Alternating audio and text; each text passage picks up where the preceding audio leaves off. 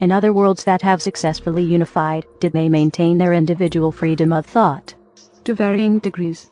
Some to a very high degree, others less so, depending upon their history, their psychological makeup and the needs of their own survival.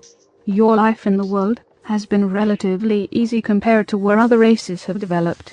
Most places where intelligent life exists have been colonized, for there are not many terrestrial planets such as your own that provide such a wealth of biological resources. Their freedom, in large part, depended upon the wealth of their environments. But they have all been successful in thwarting alien infiltration, and have established their own lines of trade, commerce and communication based upon their own self-determination. This is a rare accomplishment, and must be earned and protected. What will it take to achieve human unity? Humanity is very vulnerable in the greater community. This vulnerability, in time, can foster a fundamental cooperation amongst the human family, for you must join and unite in order to survive and to advance. This is part of having a greater community awareness. If this is based upon the principles of human contribution, freedom and self-expression, then your self-sufficiency can become very strong and very rich. But there must be greater cooperation in the world. People cannot live for themselves alone, or put their own personal goals above and beyond the needs of everyone else. Some may view this as a loss of freedom. We see it as a guarantee for future freedom. For given the current attitudes prevalent in the world today, your future freedom would be very difficult to secure or maintain. Take heed. Those who are driven by their own selfishness are the perfect candidates for foreign influence and manipulation. If they are in positions of power, they will give over their nation's wealth, their nation's freedom and their nation's resources, in order to gain advantage for themselves. Therefore, greater cooperation is required. Surely you can see this. Surely this is apparent even within your own world.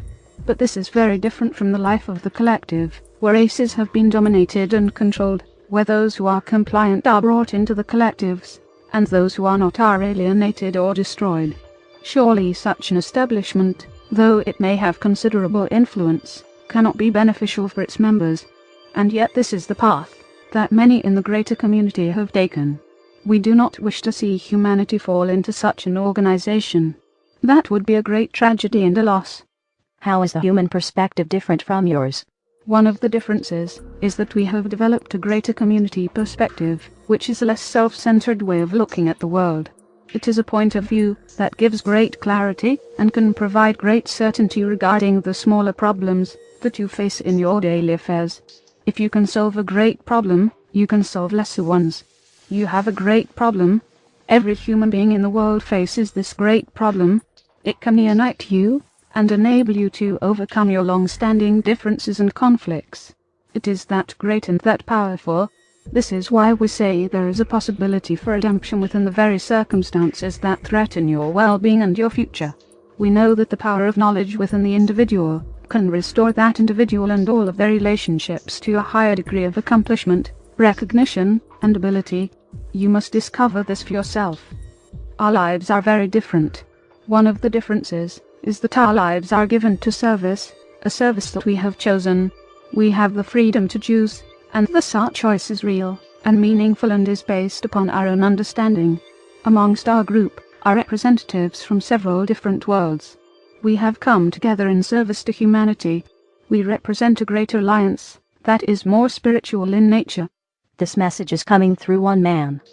Why aren't you contacting everybody if this is so important? It is merely a matter of efficiency.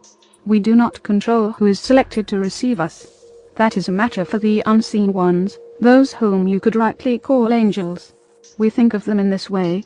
They have selected this person, a person who has no position in the world, who is not recognized in the world, an individual who has been chosen because of his qualities and because of his heritage in the greater community.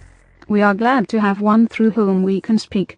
If we spoke through more, they perhaps would disagree with one another, and the message would become confused and lost. We understand, from our own studenthood, that the transmission of spiritual wisdom is generally given through one, with the support of others. This individual must bear the weight and the burden and the risk of being so chosen. We respect him for doing this, and we understand what a burden it can be. This will be misconstrued, perhaps, and that is why the wise must remain hidden.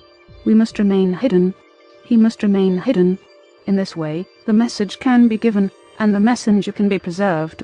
For there will be hostility towards this message. The visitors will oppose it, and are opposing it already. Their opposition can be significant, but will primarily be aimed at the messenger himself. It is for this reason that the messenger must be protected. We know that the answers to these questions will generate more questions, and many of these cannot be answered, perhaps even for a long time. The wise anywhere must live with questions that they cannot yet answer. It is through their patience and their perseverance that real answers emerge, and that they are able to experience them and embody them. These questions were sent to the New Knowledge Library by many of the first readers of the Allies material. Final words. Humanity is at a new beginning. It is faced with a grave situation. The need for a new education and understanding is paramount. We are here to serve this need at the request of the unseen ones. They are relying upon us to share our wisdom, for we live in the physical universe, as do you. We are not angelic beings. We are not perfect. We have not achieved great heights of spiritual awareness and accomplishment. And therefore our message to you about the greater community, we trust, will be more relevant, and more easily received. The unseen ones know far more than we about life in the universe, and about the levels of advancement and accomplishment that are available, and that are practiced in many places. Yet they have asked us to speak regarding the reality of physical life, because we are fully engaged there. And we have learned through our own trials and errors the importance and the meaning of what we are sharing with you. Thus, we come as the allies of humanity, for such we are. Be thankful that you have allies that can help you and that can educate you, and that can support your strength, your freedom and your accomplishment. For without this assistance, the prospect of your surviving the kind of alien infiltration that you are experiencing now would be very limited. Yes, there would be a few individuals who would come to realize the situation as it actually exists, but their numbers would not be great enough, and their voices would go unheard. In this, we can only ask for your trust. We hope that through the wisdom of our words, and through the opportunities you have to learn their meaning and relevance, that we can gain this trust over time, for you have allies in the greater community. You have great friends beyond this world who have suffered the challenges that you are facing now, and have achieved success. Because we were assisted, we must now assist others. That is our sacred covenant. It is to this that we are firmly committed.